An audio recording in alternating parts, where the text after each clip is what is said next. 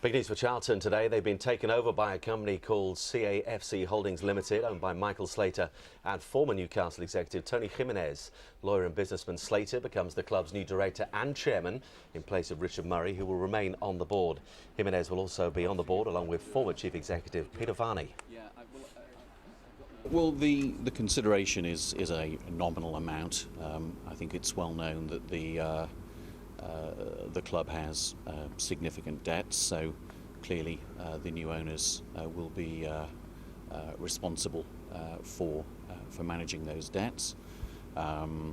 In terms of new funds available for strengthening the squad, we obviously need to have a good sit down with Phil and understand what he needs, and then we will deal with his requirements.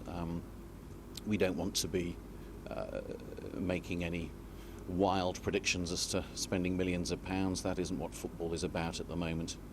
The club needs to be managed properly, as it has been over the past few years, and with the right support, which we will give, I'm sure we can take the club forward. For the last 6 months we've been looking for the right people, and I think there are a number of criteria. Ideally we wanted football people who understood that, you know, the game is not a science, it's more an art.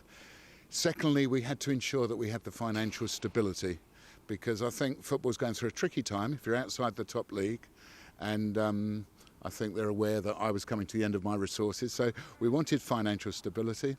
And I think the third thing, which I thought was very important, which they shared, was a vision for the future.